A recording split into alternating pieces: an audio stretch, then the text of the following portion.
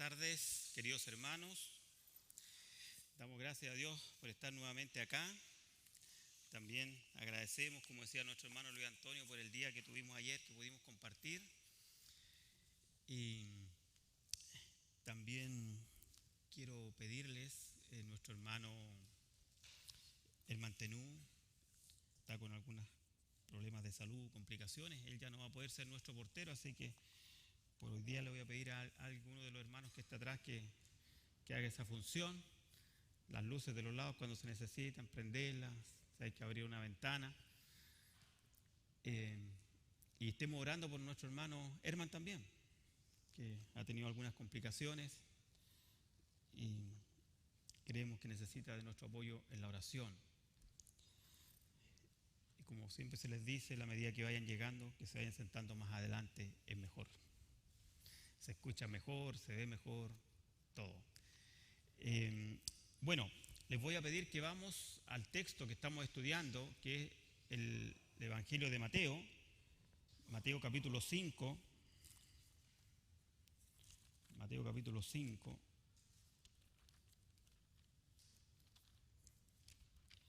Hemos estado estudiando este Sermón del Monte y por lo que va de este año, vamos a estudiar lo que comúnmente se conoce como las bienaventuranzas, ¿ya? Las bienaventuranzas es un sermón muy conocido universalmente, pero también muy mal interpretado muchas veces por las personas que se dicen los humanistas, ¿ya? Entonces, hoy día también vamos a tratar de dejar en claro, vamos a procurar dejar en claro todos esos conceptos, ¿ya? Vamos a leer entonces Mateo 5.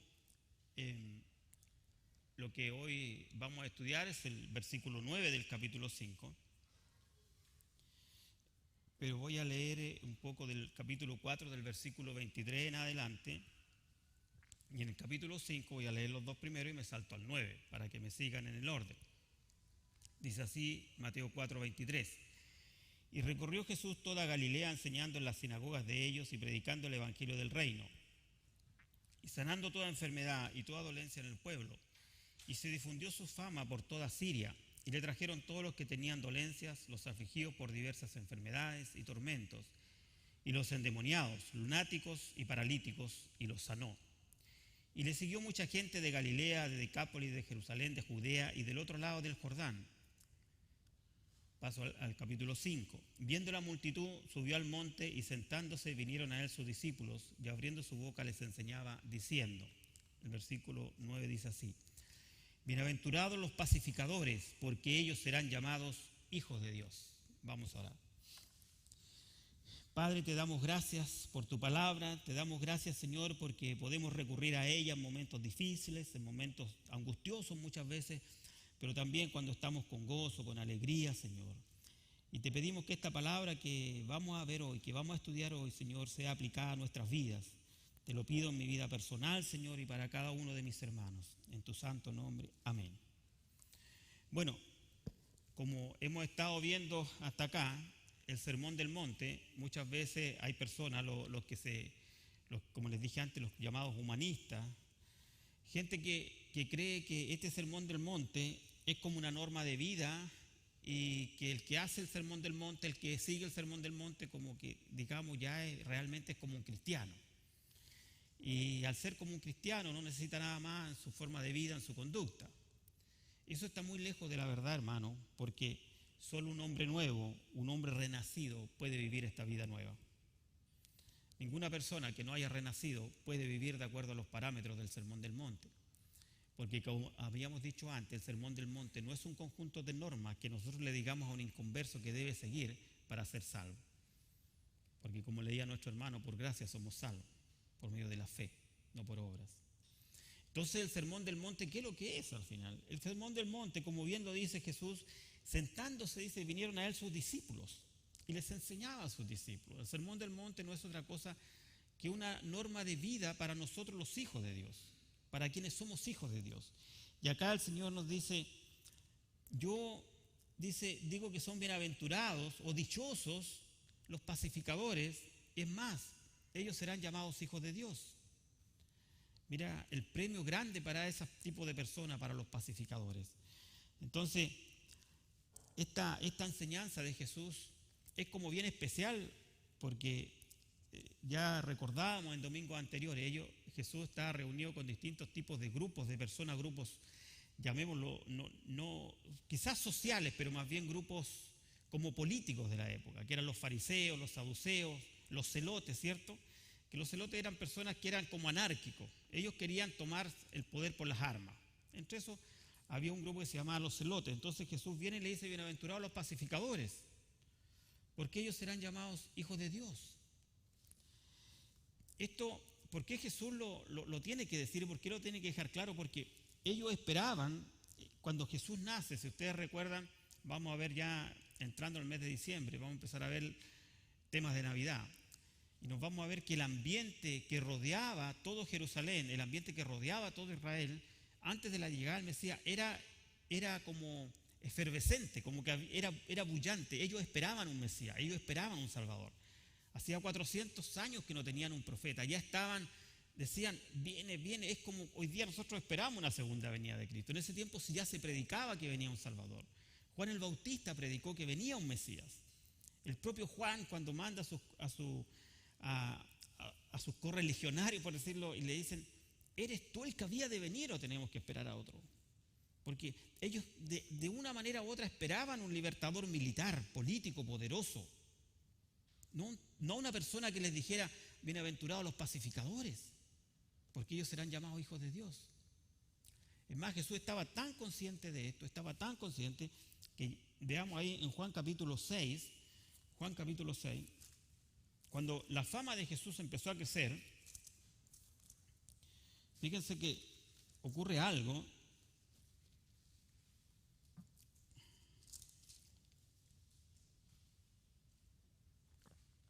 Voy a leer Juan capítulo 6, versículo 14. Dice así: Jesús está predicando, es el mismo paralelo del Sermón del Monte cuando Jesús alimenta a los 5,000, ¿ya? Y Jesús está predicando, y el versículo 14 dice: aquellos hombres entonces, viendo la señal que Jesús había hecho, dijeron: este verdaderamente es el profeta que había de venir al mundo. Después que Jesús alimenta a los 5,000, después que Jesús multiplica los panes y los peces, ellos concluyen esto: realmente este es el profeta que había de venir. Este es el que estábamos esperando. Este es el que necesitábamos. Este es el líder de Israel. Pero después en el versículo 15 más abajo, mira lo que dice: pero entendiendo Jesús que iban a venir para apoderarse de él y hacerle rey, volvió a retirarse al monte solo. Es decir, Jesús se dio cuenta que había un grupo de personas que lo quería utilizar para hacerlo rey, para tirarlo contra Roma, para sacarse el yugo romano, para sacarse ese azote romano.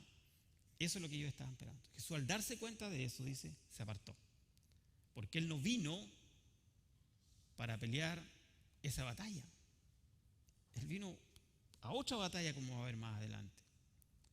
Hermano, esto es tan insólito, porque cuando hablamos de paz, y créanme, es inevitable que no les haga un comentario de esto, porque al ver las noticias de esta semana, yo mismo que vengo del sur de Chile, y mi familia era de esa zona donde hay conflicto ahora.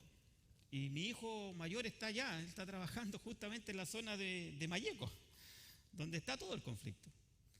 Entonces uno dice, bueno, ¿qué pasa con esto? ¿Qué esto de la paz? Se ha predicado mucho el evangelio dentro de los pueblos mapuches. Allá, desde muchos años, desde cuando yo era pequeño, de antes, llegó la iglesia anglicana, se hicieron misiones, se ha predicado mucho el evangelio dentro del pueblo mapuche. Y créanme, hermano, que la gran mayoría de esas personas lo único que quiere es trabajar, estudiar, salir adelante. Yo se lo digo porque yo soy de allá. Hay escuelas, esas escuelas que queman, el 99% de los alumnos son mapuches. Entonces ellos tampoco quieren guerra. ¿Me sigue la idea?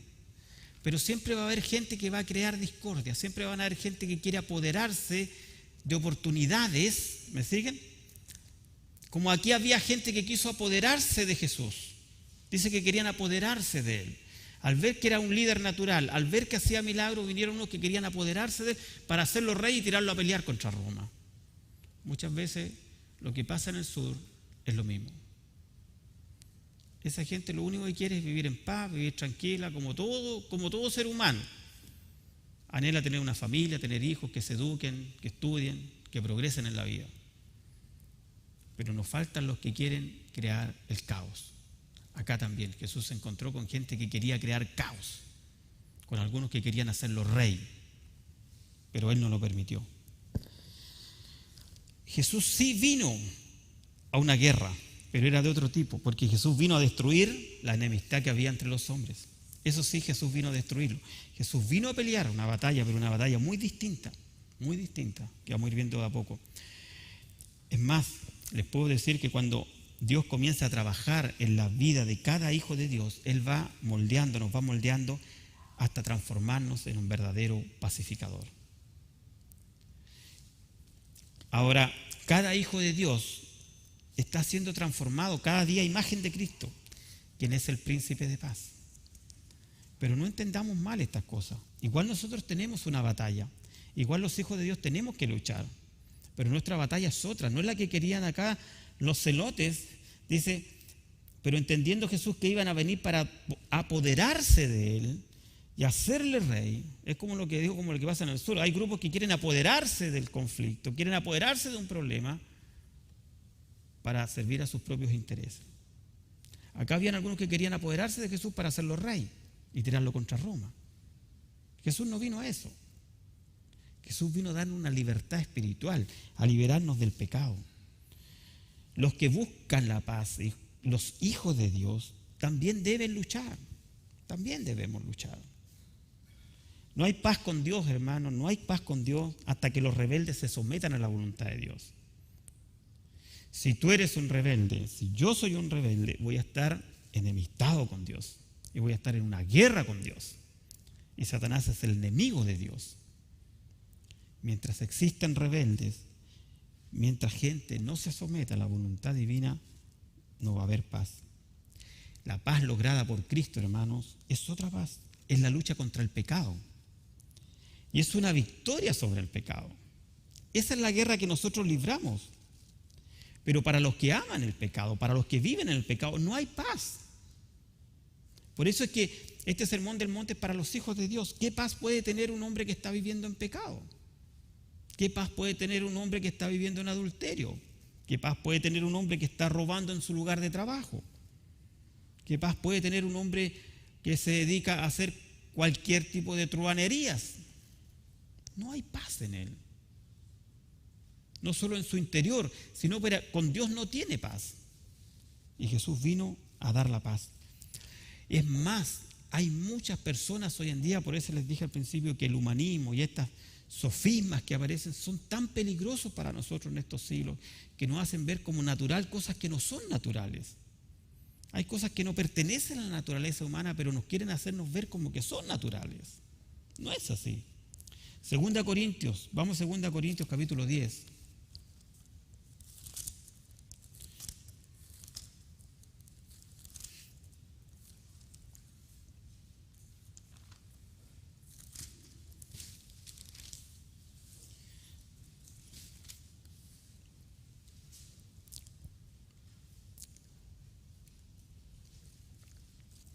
Segunda Corintios 10, versículos 3 al 5. Dice así: pues aunque andamos en la carne, no militamos según la carne, porque las armas de nuestra milicia no son carnales, sino poderosas en Dios para la destrucción de fortalezas. Mira lo que dice en el versículo 5. Derribando argumentos y toda altivez que se levanta contra el conocimiento de Dios y llevando cautivo todo pensamiento a la obediencia a Cristo. Esa es nuestra lucha, esa es nuestra batalla. Dice que debemos derribar argumentos y toda altivez, todos aquellos que se levantan soberbios con argumentos falsos. Hoy día las distorsiones se les llama condiciones. Todos sabemos que es pecado. Pero lamentablemente estamos viviendo en un sistema hermano, donde cada día es más necesario derribar los argumentos de los incrédulos, de los humanistas, de los sectarios, de esos cristianos que se llaman liberales. Debemos derribar esos argumentos. Por eso es que la palabra es tan importante, por eso es que nos estamos alimentando todos los días, para derribar, para luchar contra esos argumentos.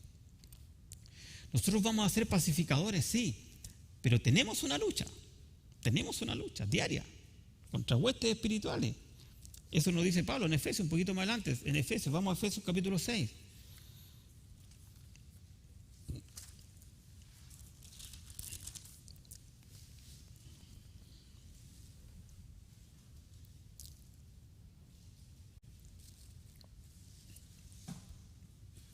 Efesios 6, 10 al 12 dice así: por lo demás, hermanos míos, fortaleceos en el Señor y en el poder de su fuerza.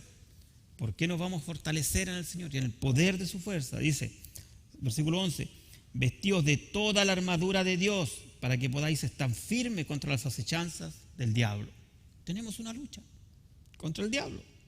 Y el versículo 12, porque no tenemos lucha contra sangre y carne, sino contra principados, contra potestades, contra los gobernadores de las tinieblas de este siglo, contra las huestes espirituales de maldad en las regiones celestes. Hermanos, tenemos una lucha. Probablemente más de alguna vez has experimentado esta lucha. Quizás más de alguna vez tú sabes que lo que estás haciendo no es lo que quieres hacer. O estás involucrándote en algo que sabes que no es correcto. Esa es la lucha espiritual de la que habla Pablo. No es una lucha contra carne o sangre, es una lucha contra huestes espirituales de maldad en los lugares celestes. Esa lucha la tenemos, cada hijo de Dios la vive. Nosotros debemos ser capaces de entender que esto es así. Por eso es que nos aconseja y nos dice que nos vistamos con toda la armadura de Dios, con el escudo de la fe, para defendernos de los dardos del maligno. Imagínense, con el yelmo de justicia. Hermanos, estos enemigos de Dios pelean vigorosamente. Cuando uno cree que va saliendo, aparece otro. Son muchos.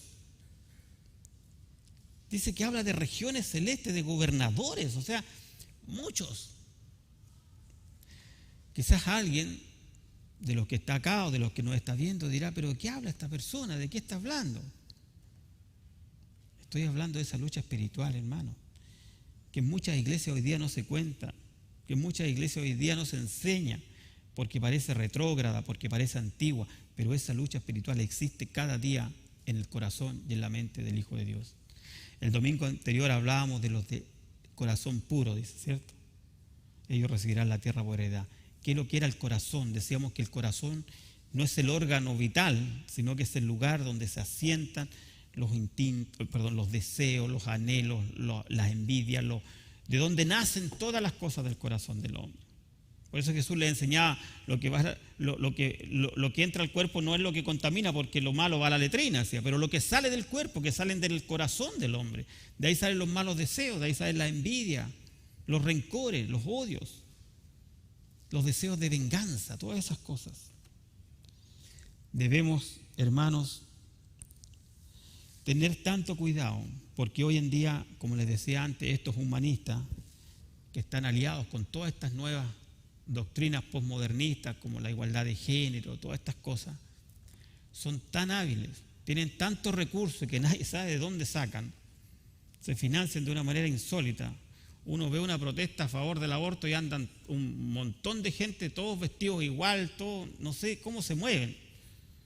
Llegan a una protesta, se bajan de buses, de aviones, nadie sabe dónde. Tiene una cantidad de recursos, se mueven de una manera tan organizada. Y esa lucha la tenemos, esa lucha es contra el humanismo, esa lucha la tenemos diariamente. Hermanos, debemos entender que eso es así. Debemos nosotros estar firmes, porque incluso es más, los políticos se dan cuenta que ahí tienen votos, y a veces aunque no piensen como ellos, los aceptan, los apoyan para poder tener los votos de ellos. Pero nosotros debemos ser pacificadores, nos dice la palabra. Nosotros debemos ser pacificadores. ¿Dónde vamos a ser pacificadores? En primer lugar, en el hogar. ¿Sí? Nosotros debemos procurar la paz en nuestro hogar. La paz en el matrimonio, en la pareja cristiana, la paz con los hijos, procurar la paz entre que tus hijos, entre ellos, vivan en paz. Debemos procurar la paz. Debemos ser lo más justo posible con nuestros hijos. Debemos escucharlos. Debemos aprender a vivir con nuestra esposa, con nuestro esposo, según el caso, en paz. Hay matrimonios como que entran en una dinámica que se acostumbran a tratarse mal, a elevar el tono de la voz, incluso a alargar el garabato, y el otro le tira otro garabato, y se acostumbran y entran en esa dinámica. Y cuesta mucho salir de aquello. Cuesta mucho salir. A veces hay que hacer un freno, pararse y decir, no estamos mal, no podemos seguir tratándonos así. Porque esa dinámica no te va a llevar a nada bueno. El pacificador tiene que tener la capacidad de decir, paremos esta cosa, conversemos, mira, cuando pase esto, por lo menos no me trates así, yo no te voy a tratar así. Pero es una cosa muy común hoy en día también. ¿Qué pasa? Entonces nuestra primera prioridad es ser pacificadores en esa Jerusalén chiquitita que es el hogar. Que es el hogar. Antes de ir a negociar la paz allá en África, ¿ya? Empecemos por ser pacificadores, mediadores de paz en nuestro hogar. Primera de Pedro, capítulo 3, vamos a ver.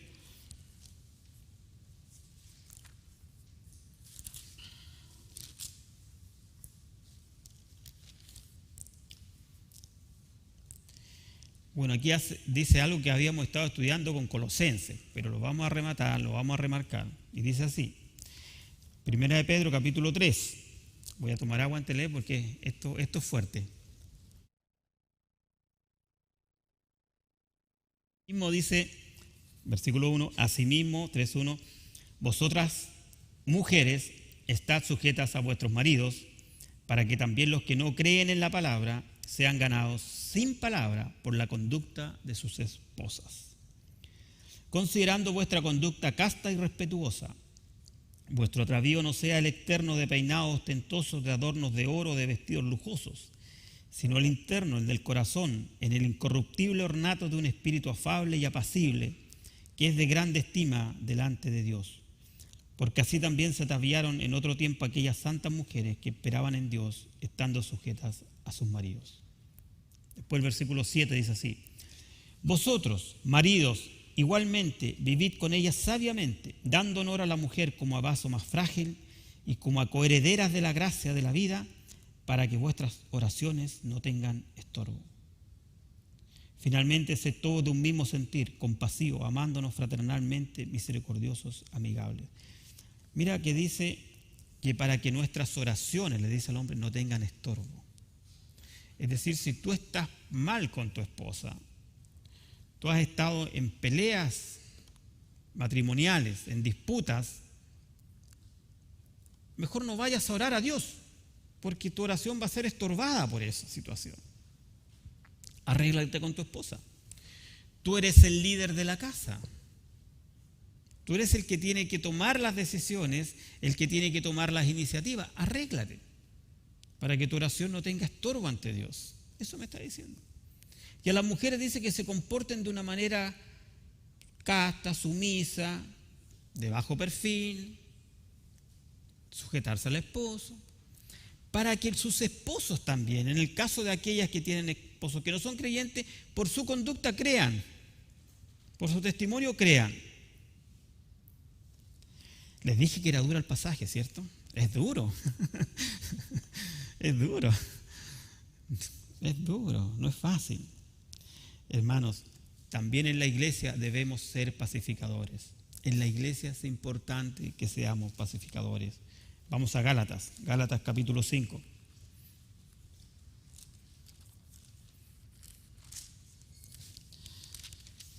Pablo escribe a los Gálatas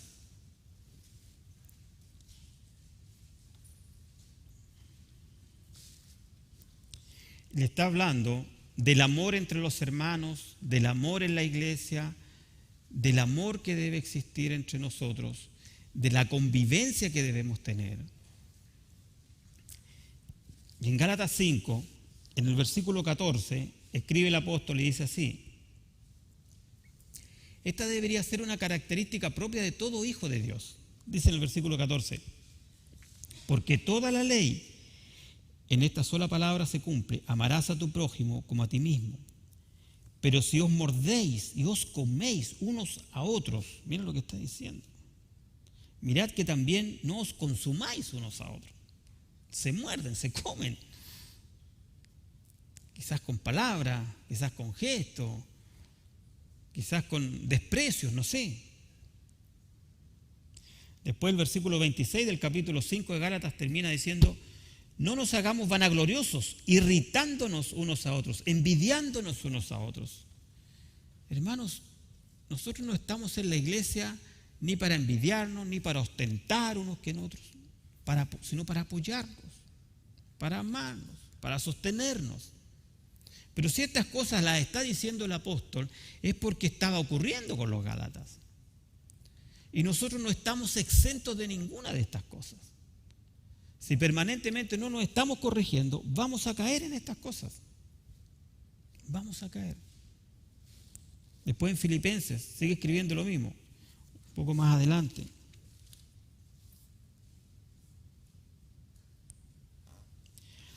Filipenses capítulo 2.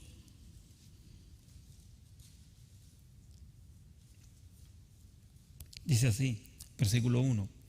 Por tanto, si alguna consolación en Cristo, si algún consuelo de amor, si alguna comunión del Espíritu, si algún afecto entrañable, si alguna misericordia, completad mi gozo sintiendo lo mismo, teniendo un mismo amor, unánime, sintiendo una misma cosa. Nada hagáis por contienda o por vanagloria, antes bien con humildad, estimando a cada uno a los demás como superiores, no mirando cada uno por lo suyo propio, sino también por lo de los demás. Y el versículo 14 dice: haced todo sin murmuraciones y contiendas.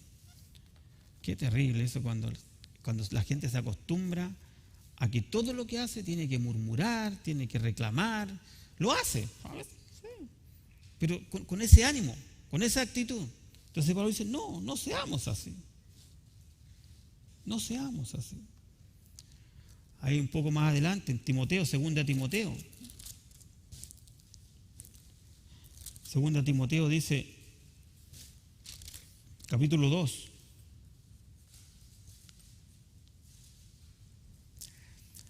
También los cristianos muchas veces nos enredamos en conversaciones que no debemos enredarnos. Entramos en diálogos que no deberíamos estar. 2 Timoteo capítulo 2.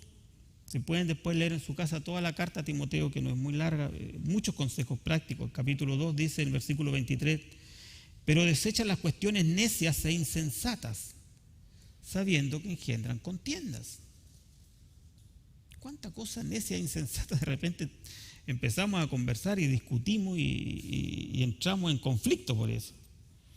Sigue el versículo 24: porque el siervo del Señor no debe ser contencioso, sino amable para con todos, apto para enseñar, sufrido, que con mansedumbre corrija a los que se oponen, por si quizás Dios le conceda que se arrepientan para conocer la verdad y escapen del lazo del diablo en el que están cautivos a voluntad de él. Esa es nuestra actitud. Tranquilo, reposado, exponiendo la verdad de Cristo. Porque puede que Dios tenga misericordia de ellos y escapen de Satanás. Pero no entremos en contiendas. A veces el mundo nos anda buscando para dónde nos encuentra. Nos quiere llevar, oye, pero ¿tú qué opinas de esto? Y tienes que, y dale. Tenemos que ser sabios, tenemos que ser instruidos en la palabra. Y muchas veces instruidos en la palabra ni siquiera para contestar eso, porque hay cosas que a lo mejor no tienen una respuesta clara, pero sí instruidos para saber cuándo callar y cuándo no callar, cuándo actuar con sabiduría y cuándo no actuar con sabiduría. Hermanos, hay gente que no es pacificadora, y esos son los que generalmente la Biblia no habla de, son los chismosos, los perversos, los que andan por aquí, por allá, diciendo: mira, viste que el hermano que no llegó, que llegó atrasado, que mira que le pasa algo. Y esa cosa que se empieza a sembrar. Eso se llaman los chismosos. Proverbios nos habla. Proverbios 16, vamos al Antiguo Testamento, Proverbios 16. Proverbios está lleno de advertencias contra este tipo de personas y llena de consejos de sabiduría. Proverbios 16, versículo 28, dice así. Proverbios 16, 28. El hombre perverso levanta contienda y el chismoso aparta a los mejores amigos. Por favor, que eso no ocurra entre nosotros. Nunca. El chismoso aparta hasta los mejores amigos. Un poco más adelante, Proverbios 26.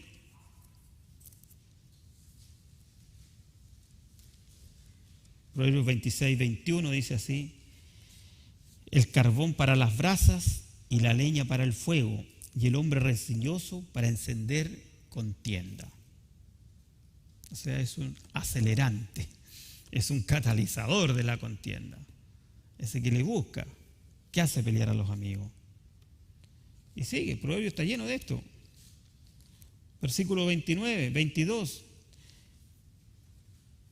Dice así: el hombre iracundo levanta contiendas y el furioso muchas veces peca. El hombre iracundo se define como aquel que pelea por todo, ese que anda buscando, ese que dice, no, es que yo tengo la mecha corta, esos dichos populares que hay, ¿cierto? Ese iracundo, que anda buscando dónde. No, hermanos, eso no debe ser. Dice que es levantar contiendas, no debemos hacer eso. Jesús es el príncipe de paz. Incluso es más, Pablo dice, porque no, es verdad, no podemos estar en paz con todo el mundo, porque el mundo nos odia, dice la palabra. Porque hay gente a la cual tú no le has hecho nada, igual te va a tener como enemigo porque él es hijo del diablo y tú eres un hijo de Dios. Eso es realidad. Y tú no sabes por qué te tiene mala, por qué te odia por eso.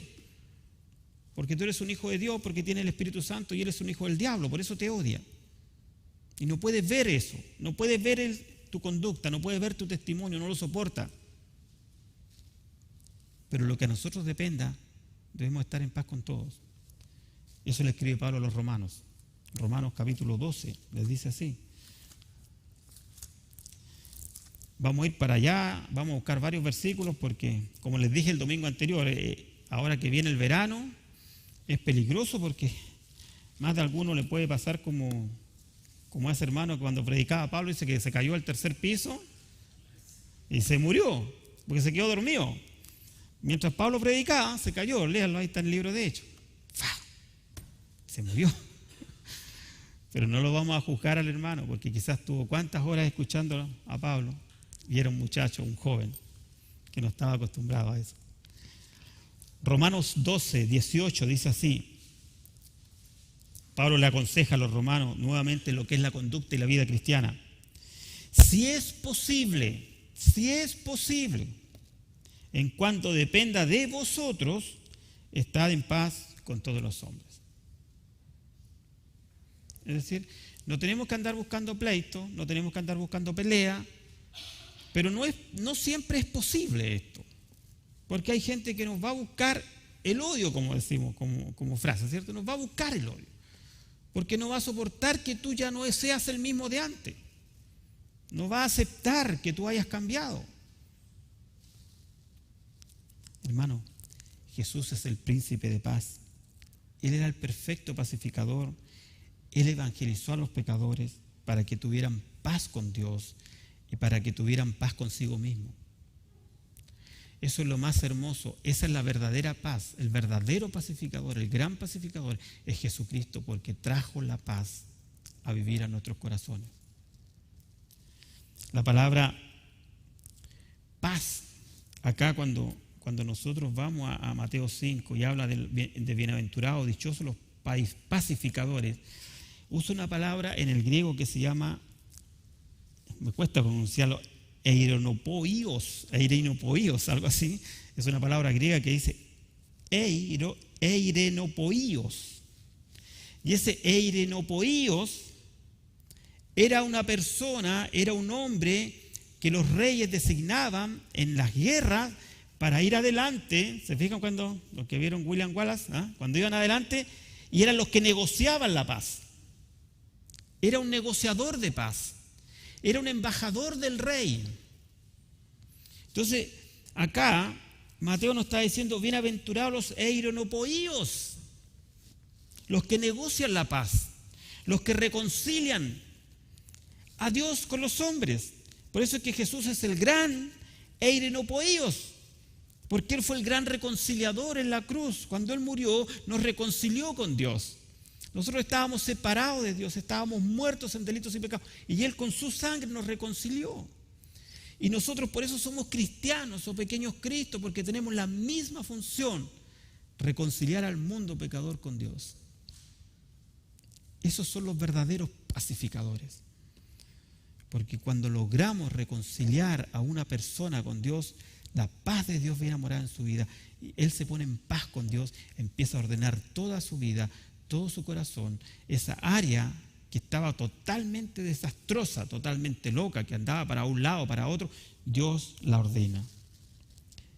Nosotros, hermanos, somos también eironopoíos, en el sentido que debemos ser constructores de puente entre Dios y los hombres. Pero Jesús es el gran pacificador, es el gran embajador que logró reconciliar a dos enemigos, porque dice que éramos enemigos de Dios. Y Dios con su Hijo nos hizo amigos de Dios. Nos pasó desde allá hacia acá. Nos trajo a su bando. Y uno dice, después de esto, bueno, pero ¿cuál es el problema? ¿Por qué la gente no se reconcilia con Dios? ¿Por qué la gente no escucha a este embajador que es Jesucristo? ¿Por qué la gente no nos escucha a nosotros? ¿Qué está pasando?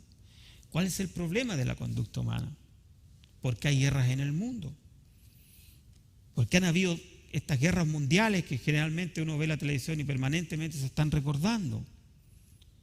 ¿Por qué sigue habiendo peligro de guerra? ¿Por qué se levanta un tipo por allá y empieza a probar misiles como para ostentar su poderío militar? ¿Qué está pasando? ¿Por qué los seres humanos vivimos así? Hermano, es más simple de lo que parece, no es tan complejo. No es tan complejo. La respuesta a esa conducta es una sola: el pecado del hombre. Y entramos en la doctrina del pecado. Porque esos hombres son vanagloriosos. Pero es que si es un gran líder mundial. No, si ese es un vanaglorioso. Generalmente, se fijan que después que, antes que cayera Saddam Hussein, no se hablaba mucho, cayó Saddam Hussein y se supo todo lo malo que era. Era vanaglorioso, era egocéntrico, coleccionaba autos de lujo, tenía no sé cuántas mansiones. Era un terrible. Era quizás como un niño mimado de 8 años. Ahora, este hombre de Corea del Norte es algo parecido. Para los más antiguos nos acordamos de otro que se llamaba Gaddafi, uno que había en Libia. ¿Se acuerdan ese? Era lo mismo. Después que cayó, le descubrieron un montón de cosas. Y eso se llama pecado, hermano. No es que sean grandes líderes que están luchando por su pueblo, por causas justas. Solamente el pecado y la maldad. Detrás de eso hay siempre intereses mezquinos. Conversaba ayer con una persona que venía llegando de Venezuela y decía que la hija de Chávez ostentaba y decía, bueno, ¿y qué culpa tengo yo que mi padre me haya dejado una cuenta corriente con 4.500 millones de dólares?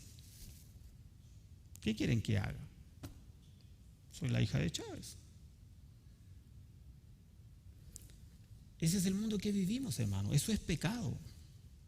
Esa es soberbia humana. Esa es la soberbia de los seres humanos. Usan ideologías, usan a la gente, pero es solo soberbia, es solo pecado. Esa es la explicación, es la concupiscencia que nace en la mente, la codicia, la avaricia, que están en el corazón del hombre. Y mientras el corazón no cambie, no va a cambiar nada. Por eso les dije al principio, las bienaventuranzas no son una clase de moral para los humanistas, porque mientras no cambien su corazón no van a poder practicar nada. de la bienaventuranza. Absolutamente nada. Para nosotros ya es una lucha, pero para la gente del mundo no puede practicarlo, porque mientras el corazón no cambie, no va a poder haber un cambio en la vida ni en la conducta. Vamos a Santiago, Santiago capítulo 4.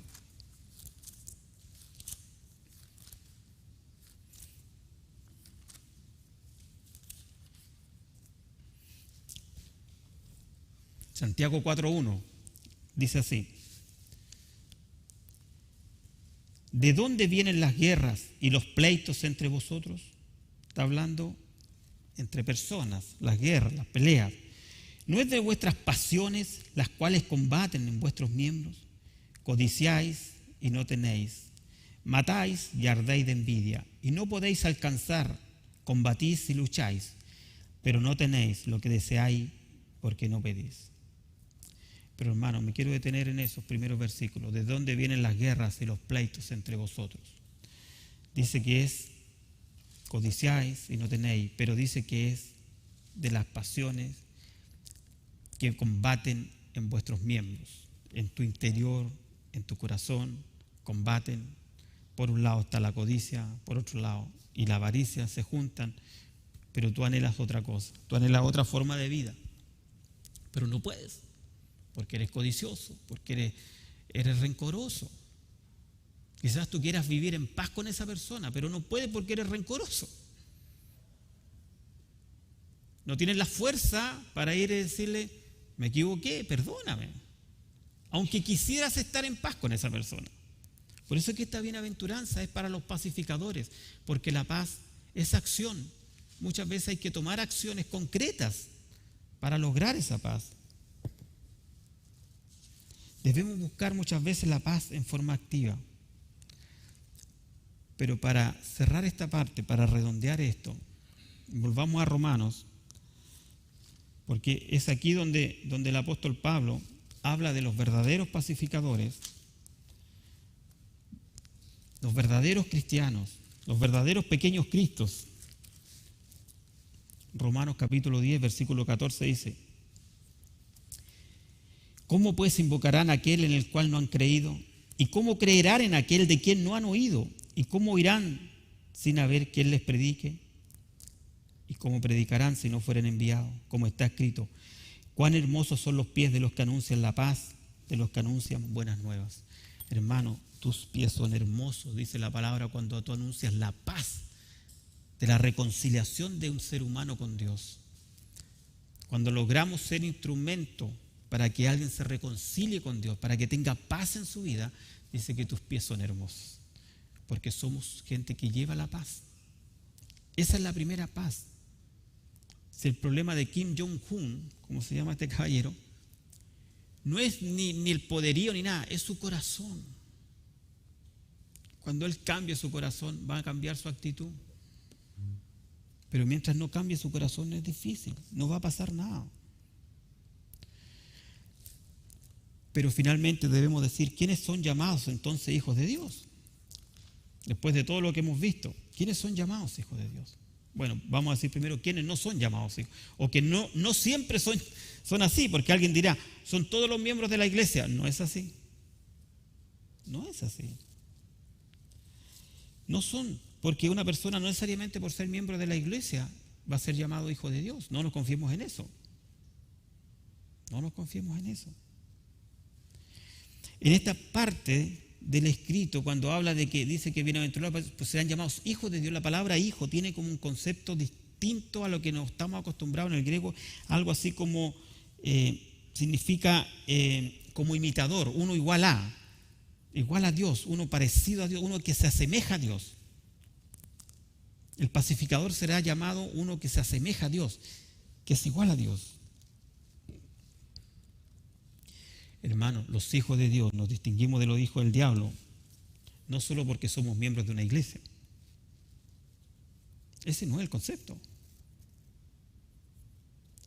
Es porque hemos sido renacidos, es porque el Espíritu Santo está trabajando en tu mente, en tu corazón, en tus deseos, en tus anhelos, en tus metas, en la forma en cómo haces las cosas, en la forma en que vas a conseguir tus metas. Nosotros los hijos de Dios tenemos que preocuparnos de los procesos. Aquí no se trata de que el fin justifica los medios. Nosotros tenemos que preocuparnos de los procesos, de cómo vamos a llevar a cabo las cosas, porque somos hijos de Dios. Pero Jesucristo, el gran pacificador, fue el que nos llamó y nos hizo ser hijos de Dios. Igual que su Padre, nosotros podemos tener una de las definiciones más hermosas en nuestra vida, que seamos llamados como semejantes a Dios. El propio apóstol Juan dice que algún día seremos como Él es, que ese pequeño arbolito que somos crecerá hasta transformarse en ese gran árbol que es Jesucristo. Y ese Dios de paz que resucitó de los muertos, se le escribe a los hebreos, que es nuestro Señor Jesucristo, nos guardará en perfecta paz. Confiemos, hermanos, en que Dios nos va a guardar en perfecta paz. Ya fuimos reconciliados con Dios. Siempre se habló de la paz, ya los profetas, Isaías hablaba de la paz que vendría, hablaban ellos de que iba a haber un milenio, 1000 años, donde decía que las armas, las espadas van a ser fundidas, se van a transformar en arados y se va a transformar, decía, en herramientas de trabajo. Pero nunca perdamos un concepto, porque nos podemos enredar con los humanistas en una conversación. Solo Jesucristo es el único medio para lograr la paz a través de su muerte y su reconciliación. No hay otra forma. No hay otra forma. Tanto en lo personal, tanto en lo colectivo, tanto como tú como persona, como iglesia, como matrimonio, como familia, como todo. Solamente en Cristo. No hay otra forma. No hay otra forma. Es más, Jesús dice, vamos leyendo en los últimos pasajes, Jesús dice en Filipenses dice, imagínense Él, que era parte de la Trinidad, que era Dios mismo, nos dice que no se aferró a esa condición. Filipenses capítulo 2, es un pasaje que muchas veces lo hemos leído acá, dice así, Filipenses 2:5, dice, capítulo 2, versículo 5. Haya pues en vosotros este sentir que hubo también en Cristo Jesús, el cual siendo en forma de Dios, no estimó el ser igual a Dios como cosa que aferrarse, sino que se despojó a sí mismo, tomando forma de siervo, hecho semejante a los hombres, y estando en la condición de hombre, se humilló a sí mismo, haciéndose obediente hasta la muerte y muerte de cruz. Y ahí logró reconciliar a Dios con los hombres. Ahí fue el verdadero embajador. Ahí fue ese enviado del rey que fue a negociar la paz. Él nos reconcilió. Él no se aferró a sus derechos. Él no comenzó a proclamar sus derechos. Pero es que yo soy el Hijo de Dios. A mí no me corresponde esto. Es que yo no puedo hacer eso porque yo estoy para otra cosa. Jesús fue el verdadero aironopoíos. Fue el verdadero reconciliador, fue el verdadero negociador, cuando obedeció a la muerte y a la muerte de cruz. Qué momento más emocionante y más hermoso, hermanos. Quiero terminar con esto. Disculpe que lo personalice, pero como les dije el domingo pasado, me van a escuchar quizás de aquí hasta fin de mes hablar de lo mismo, pero el haber estado en el huerto de Getsemaní, cuando Jesús tuvo que tomar una decisión, ¿voy a la cruz o no voy a la cruz? Fue ahí donde Jesús tomó la decisión. Fue ahí donde fue tentado, dice. Y en algún momento Él le pidió a sus discípulos que oraran con Él. Y Él dice que se adelantó y fue a orar solo. Y corrían de su rostro como gotas de sangre, de sudor. Porque sabía lo que venía. Pero lo más doloroso para Él no fue lo que para nosotros puede ser, como los azotes que le deformaron el rostro. Fue que sabía que en la cruz iba a haber un momento en que iba a perder la comunión con el Padre. Porque sería cuando cargaría el pecado de la humanidad. Cuando Dios dice que escondió de Él su rostro. Ese fue el momento más terrible para Jesús, porque Él eternamente había estado en comunión con Dios. Nunca perdió la comunión con el Padre. Yo y el Padre uno solo somos, decía Jesús. Pero llega un punto en que Él carga el pecado de la humanidad y Dios no tiene comunión con el pecado. Dice que Dios volvió su rostro y Jesús expira. Esa lucha Él la vivió ahí en Getsemaní. Él oró, Él lloró, Él se derramó para reconciliarnos, para ser este eiranopoíos, este embajador, este reconciliador. Nosotros también debemos ser reconciliadores, pero el papel más grande que podemos hacer como reconciliadores es llevar el Evangelio, que nuestros pies sean hermosos, porque vamos reconciliando a las personas con Dios. Esa es nuestra gran labor. Si mientras alguien no se reconcilie con Dios, no va a ser un pacificador. Esas buenas personas que nos aparecen a veces como ejemplo de moralidad, de premios Nobel, no sé, de la paz, no siempre están así. Nosotros vemos una parte de afuera, empezamos a sacar otra cosita, otra cascarita, y quizás con que nos encontramos. De repente el ser humano exalta personas que no sabemos por qué lo exalta. En este país estaban exaltando el otro día un personaje ahí que lo querían postular para el nombre de un aeropuerto, y después alguien dijo, no, si ese tipo fue un violador, fue un tipo que abandonó a su familia, tenía demanda porque no alimentaba ni a su hija, y lo querían poner ahí en una placa. Entonces, porque ven un área de la persona, porque ven una parte, que hacía poema, pero está en el infierno. Y está lleno de gente así. Hermanos, sepamos distinguir las cosas. Seamos verdaderos. Tengamos discernimiento espiritual. No nos dejemos llevar por los humanistas, por las cosas del mundo. Vamos a leer el último pasaje que está en 2 Corintios.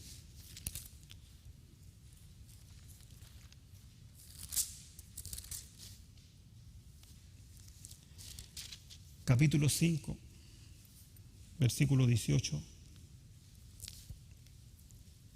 al 20. 2 Corintios 5, 18 dice así.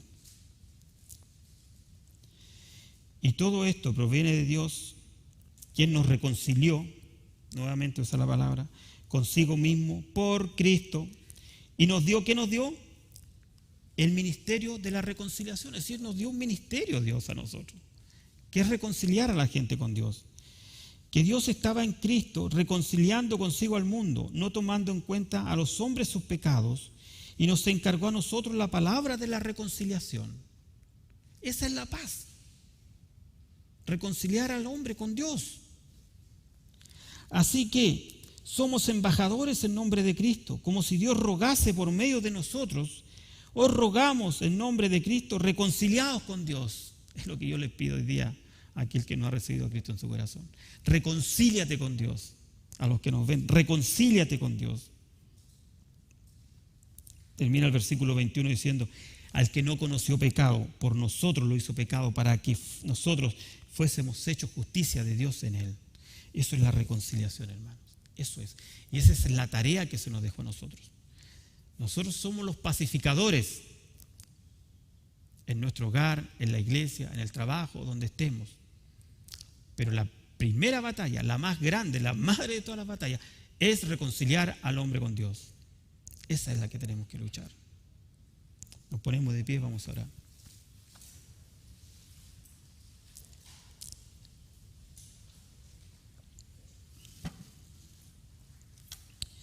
Padre, te damos gracias por tu palabra. Te damos gracias, Señor, por la sencillez con que tú nos has enseñado todas estas cosas. Te damos gracias, Señor, porque como dice tu palabra, lo escondiste de los sabios, Señor, para entregarnos a nosotros. Los sabios que se enredan en sus conocimientos, en sus filosofías humanistas, Señor, y que vemos cómo el mundo cada día está peor, perverso, inmoral, Señor. Por eso te pedimos, como dice tu palabra, como rogando, Señor, a las personas que se reconcilien contigo, Padre. Te pedimos que tengas misericordia de aquellos que son enemigos tuyos, Señor. Que nosotros seamos los verdaderos embajadores, que llevemos ante ellos, Señor, los términos de esa paz, los términos de la reconciliación, Señor.